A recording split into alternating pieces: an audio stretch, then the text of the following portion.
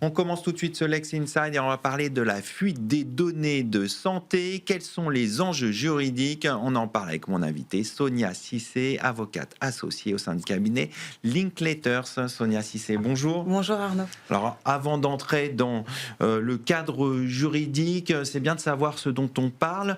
Qu'entend-on vraiment quand on parle de données de santé? De quoi s'agit-il?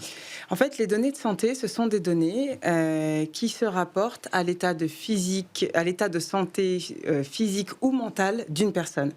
Alors, il y a évidemment un nombre de données de santé que l'on comprend tout de suite, du type les ordonnances, les résultats médicaux, le dossier médical d'un individu, mais il y a également des données de santé qui sont un peu plus, je dirais, subtiles, du type, par exemple, les applications de suivi du sommeil ou encore l'affiliation à une mutuelle spécialisée dans un certain type de pathologie.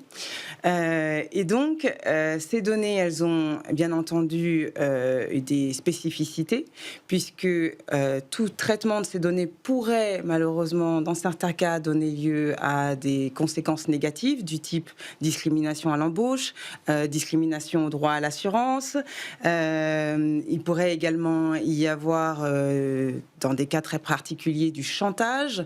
Et par conséquent, ces données, le règlement de protection des données, le règlement général de protection des données, leur donne un caractère dit sensible et vient les protéger d'une façon beaucoup plus importante que des données dites standards, au même titre que d'autres données du type l'appartenance ethnique, les convictions religieuses ou l'orientation sexuelle. C'est pour ça qu'elles occupent une place à part?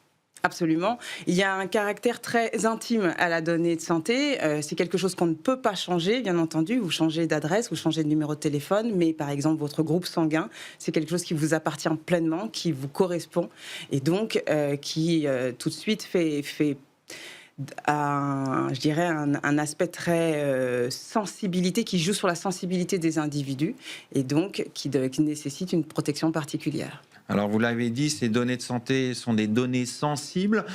Quel est le cadre juridique applicable à ces données de santé? Alors, il est très clair, notamment avec, comme je le disais, le règlement général sur la protection des données, qui vient, alors par principe, interdire le traitement de ces données, sauf dans des circonstances très particulières. Ces circonstances, c'est, par exemple, le consentement explicite de la personne, la nécessité de prodiguer des soins médicaux. Il va également y avoir les obligations de recherche et développement, ou encore l'intérêt public dans le cadre d'un secteur de santé publique où on peut bien évidemment traiter ces données de santé. Et puis en France, il faut ajouter au règlement général sur la protection des données la loi informatique et liberté, qui vient également encadrer le traitement de ces données dites sensibles. Et puis, il y a aussi un point très important en France, c'est bien entendu, c'est l'hébergement de ces données, puisqu'il y a une certification dite HGS, hébergement de données sensibles, de données de santé, pardon, qui nécessite que ces données ne soient hébergées que par des prestataires qui ont reçu une accréditation spécifique. Et bien entendu, il y a également d'autres référentiels, ceux de la CNIL et ceux également de l'Agence du numérique de santé. Donc on voit qu'il y a un cadre juridique très strict. On va s'intéresser maintenant à la fuite de données. Qu'est-ce qu'une fuite, une violation de données au sens du RGPD? Exactement. Alors c'est effectivement le RGPD qui nous a donné une définition précise. Une violation de données au sens du règlement, c'est tout simplement un incident de sécurité qui entraîne de manière illicite ou accidentelle la destruction, la perte, l'altération, l'accès non autorisé ou la divulgation non autorisée à des données à caractère personnel. Ça, c'est la définition de la violation de données. Et évidemment, c'est une définition large qui donne en pratique un champ assez important, voilà, assez vaste malheureusement d'incidents. Donc, on pense tout de suite, bien entendu, aux cyberattaques par rançongiciel, donc les cyberattaquants qui s'infiltrent sur un système pour avoir accès à des données à caractère personnel y inclut des données de santé.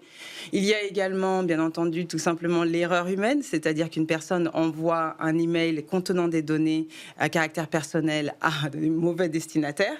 Et puis, il y a également, encore une fois, en termes d'erreur humaine, ça peut être un oubli d'un ordinateur non chiffré, par exemple dans le train, dans le métro, voilà.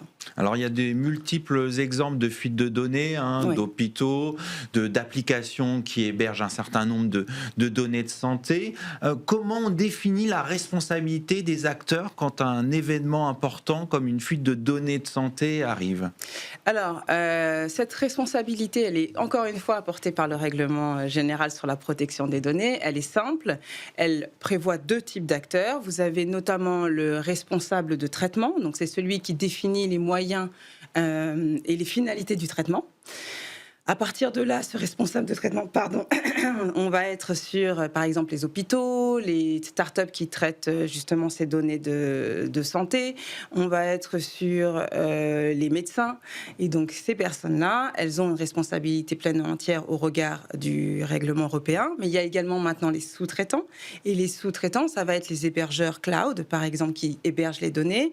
Ça va être toutes les sociétés de prestations informatiques, de prestataires informatiques qui, par exemple, mettent des logiciels de santé à disposition justement des hôpitaux, des médecins. Donc, il y a une vraie chaîne de responsabilité. Absolument. Est-ce qu'il y a des niveaux de responsabilité selon où on se place dans cette chaîne? Eh bien, oui et non. Oui, parce que, évidemment, dans le cadre d'un traitement, notamment de données de santé, les regards se tournent tout de suite vers les responsables de traitement. Toutefois, le règlement européen a introduit une responsabilité forte également des sous-traitants qui ne peuvent plus juste se retourner, en tout cas se cacher derrière les responsables de traitement. Ils sont responsables à part entière, ils ont des obligations strictes et doivent les respecter, sans quoi leur responsabilité peut également être recherchée. Alors, dans ce cas d'un événement comme une fuite de données, c'est quoi les premières actions à mener, les premiers réflexes à avoir? Alors, il y a des obligations de notification, notamment auprès de la CNIL, donc la Commission nationale de l'informatique et des libertés.